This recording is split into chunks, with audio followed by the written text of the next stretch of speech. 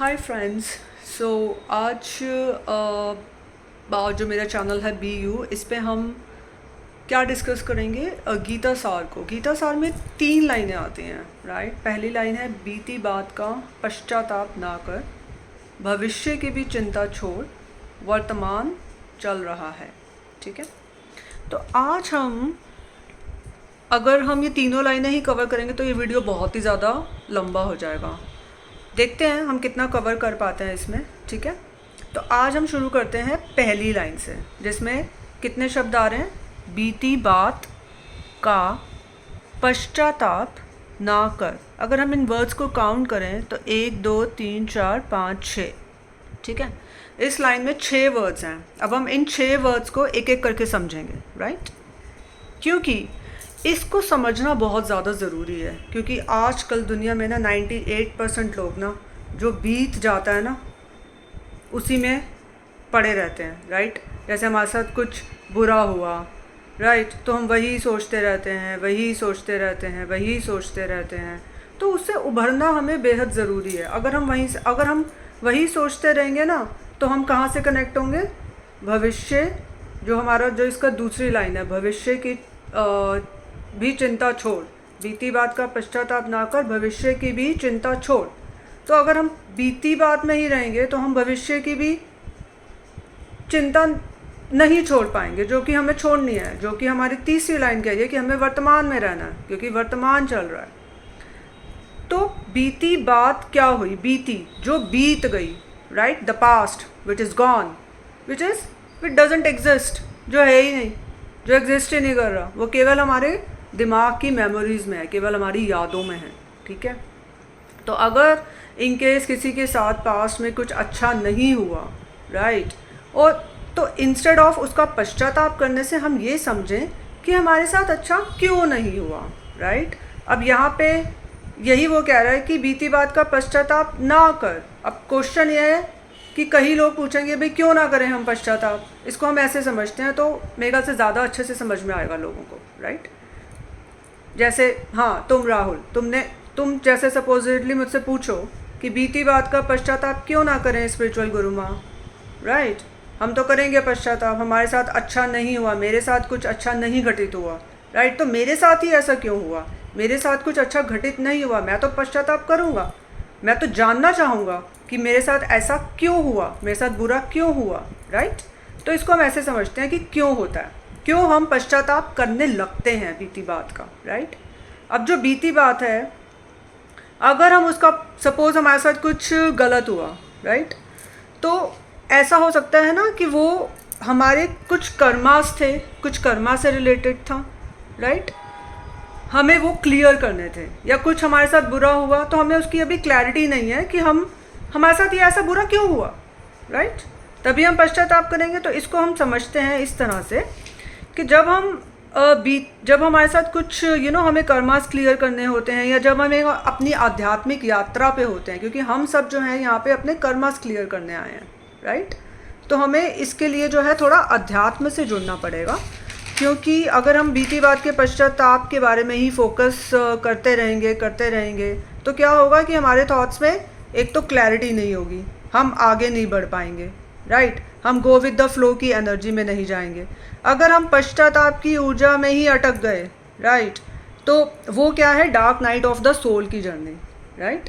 क्योंकि वो हमारे कुछ कर्मास थे जो हमें क्लियर करने थे, या जिनसे हमें कुछ लेसन्स लर्न करना था, या हो सकता है कि कुछ हमारे पिछले जन्मों के कुछ कर्मास बचे हों जो हमें क्लियर करने हैं, जो हमें अपनी सोल से जिसको हम कहते हैं dark night of the soul की स्टेज, राइट, उससे हमें बाहर आना है, हमें लाइट की तरफ आना है, राइट। तो इसको इसलिए शायद वो हमारे पास कर्मा आए हों। अगर हम इसको समझें कि वो हमारे पास आए ही क्यों हैं, तो हम डेफिनेटली पश्चाताप नहीं करेंगे, राइट। तो हो सकता है कि हम उस फेज से गुजर रहे हो, dark night of the soul के फेज से हम उसको काट रहे हो, अपने कर्मा काट रहे हो। अगर हम अंधकार से अगर हम धंसते ही चले जाएंगे उसमें कि वो क्यों हुआ, ऐसा क्यों हुआ, हमारे साथ ऐसा क्यों हुआ, राइट, तो एक तो हमें क्लैरिटी नहीं आएगी, और उससे होगा क्या, राइट। अब ये तो क्लियर हो गया कि मे बी हम कर्मास काट रहे हैं, या मे बी कुछ ऐसा है। अब अगर हम इस चीज़ को कोई नहीं समझा कि अगर हम पश्चाताप करते ही रहेंगे करते ही रहेंगे करते ही रहेंगे तो उसके परिणाम क्या होंगे, let's discuss that. Okay, soul का क्या होगा, हमारी सोल जो है कॉन्ट्रैक्ट होती जाएगी, कॉन्ट्रैक्ट होना शुरू हो जाएगी। उसमें क्या होंगे, चक्रास में जकड़न आ जाएगी, ब्लॉकेजेस आ जाएंगे, जिसकी वजह से हमारी चेतना की शक्ति क्षीण होती जाएगी, निरंतर क्षीण होती जाएगी। और हमारी जो सटल बॉडी है, राइट, जिसमें इंद्रियां रहती हैं, उनकी शक्ति कमज़ोर होती जाएगी, राइट। जिसके कारण, क्योंकि हमारे 3 शरीर हैं, चेतना, उसके बाद इंद्रियां और उसके बाद ये हमारी ग्रॉस बॉडी। तो अगर हम उसी का पश्चाताप करते रहेंगे, पास में ही रहेंगे, पास में ही रहेंगे, पास में ही रहेंगे, तो उससे क्या होगा, हमारी जो इंद्रियों की शक्ति है वो कम होती रहेगी, राइट। और इंद्रियों की शक्ति कमज़ोर होती रहेगी तो हम ऑब्वियसली जब इंद्रियां कमज़ोर हो गई तो हम इंद्रियों के वशीभूत होकर काम करेंगे, राइट। इंद्रियां हमें कंट्रोल करेंगी, जबकि उल्टा होना चाहिए, हमें इंद्रियों को कंट्रोल करना चाहिए। मतलब कहने का मतलब है कि हमारा शरीर हमें ही कंट्रोल करने लग जाएगा, राइट। और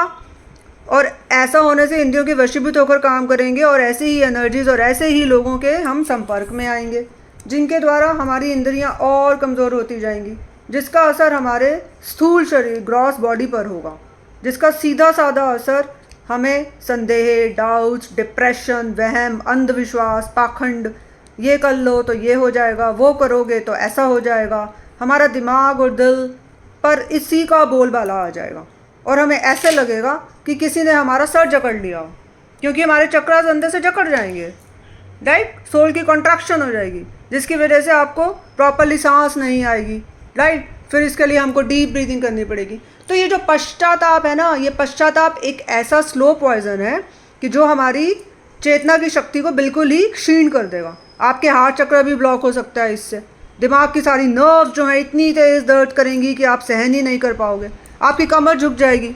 तो बेसिकली आप किसी काम के नहीं रह जाओगे, बस एक निर्जीव शरीर की तरह पड़े रहोगे। आपको ऐसा महसूस होगा कि आप बस रोते रहो, आपको चीखने चिल्लाने का मन करेगा, आप रातों को सो नहीं पाओगे।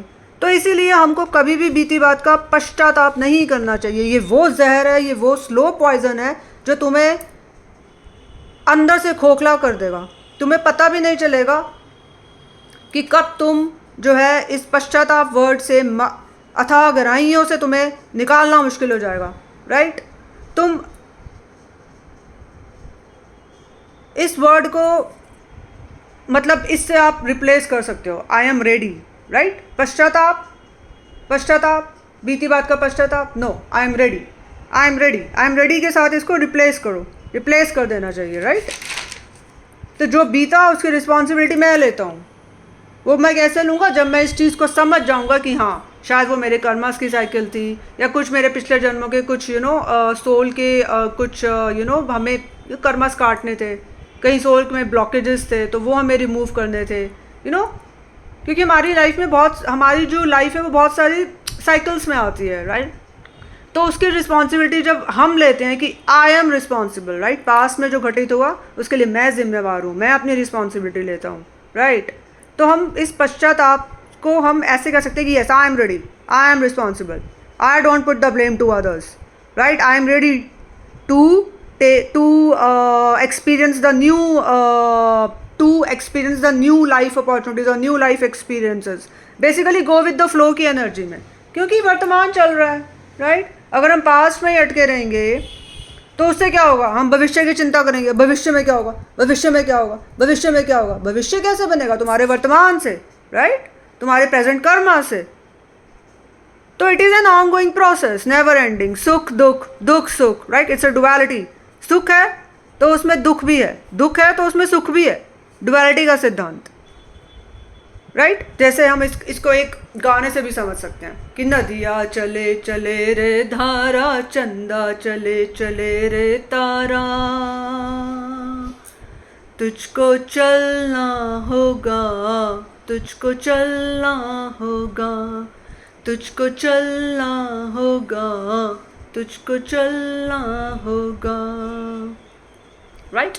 क्योंकि अब ये क्या कह रहा है कि वे चलते रहो, गो विद द फ्लो। अगर नदी को दोनों कहीं ठहरते हुए देखिए, नदी कभी नहीं रुकती, नदी रुक जाएगी तो क्या होगा, क्या होगा? फ्लो रुक जाएगा, राइट? वहाँ पे क्या जमावड़ा बन जाएगा, राइट? एक जो है जहाँ आगे पानी जाना होगा वहाँ जाएगा ही नहीं, लोगों को पानी नहीं मिलेगा। फसलों में जहाँ नदी ने पानी देना है वो नदियाँ रुक जाएंगी, गेहूँ की फसल नहीं उगेगी, राइट? तो नदियों को चलते रहना है, क्योंकि अगर हम पश्चाताप वर्ड को बाहर निकाल कर नहीं फेंकेंगे तो इसका रिजल्ट क्या होगा? ऑटोमेटिकली हमारे भविष्य की चिंता में लग जाएंगे कि भविष्य में क्या होगा, कैसे करेंगे। मतलब भविष्य हवा में थोड़ा ही नहीं बनेगा, क्योंकि भविष्य को एक बेस चाहिए। बेस क्या है? वर्तमान, तुम्हारा आज। तो तुम अपनी आज की शक्तियों से अपना फ्यूचर डिज़ाइन करते हो। जैसे जैसे तुम्हारा वर्तमान चलेगा वैसे वैसे तुम्हारा भविष्य बनेगा। भविष्य तो एक शिल्पकार की रची हुई वो कला है जिसे वर्तमान की शक्तियों से एक शिल्पकार उसे रचता है।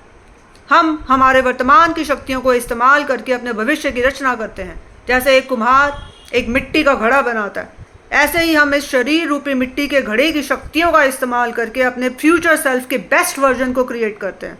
हम ही रचना है, हम ही रचयिता और हम ही रचनाकार। हम ही उन सबको आकार देने की शक्ति रखते हैं जो अभी निराकार हैं। हम ही बीता हुआ कल हैं, हम ही भविष्य हैं, हम ही आज के कलाकार हैं। हमारी मूल भाषा संस्कृत है, हिंदी हमारी मातृभाषा है। हम कल के रचयिता हैं, हमें भाष्य लिखने हैं। देवनागरी है, देवों के देव आदि शंकराचार्य जी हमारे सबसे पहले गुरु थे, जिनके द्वारा इस ब्रह्मांड की रचना की गई। तुम इस रचना को आगे बढ़ाने ही इस संसार में आई हो। तुम मेरा ही अंगीकार हो। तुम अपने सुनने की शक्ति से अपने वाक चातुर्य को बढ़ा सकती हो। तुम देवताओं के ध्यान से एक नई कला का निर्माण करने इस जगत में आई हो। तुम्हें कुछ ऐसा क्रिएट करना है जिसका तुम्हारी पीढ़ियां सदा स्मरण करें और तुम्हारा नाम ये ब्रह्मांड सुंदर सहित तुम्हारे याद रखे। आज मैं तुम्हें अपनी शक्तियों से रूबरू कराती हूँ। जय काली, तुम इस संसार का रुख बदलने आई हो। तुम्हें निरंतर अपनी फिटनेस पर ध्यान देना है, अपनी कलाओं को निपुण करना है। तुम्हारे हाथों से पुस्तकें लिखवाई जाएंगी। तुम अपनी पुस्तक लिखना शुरू कर सकती हो। तुम एक अच्छी लेखिका हो। तुम एक ऐसी ऊर्जा हो जो अपनी वाक से लोगों को हील करेगी, मोटिवेट करेगी, लोगों को गाइड करेगी और उनके लिए एक मरहम का काम करेगी। तुम एक हीलर हो।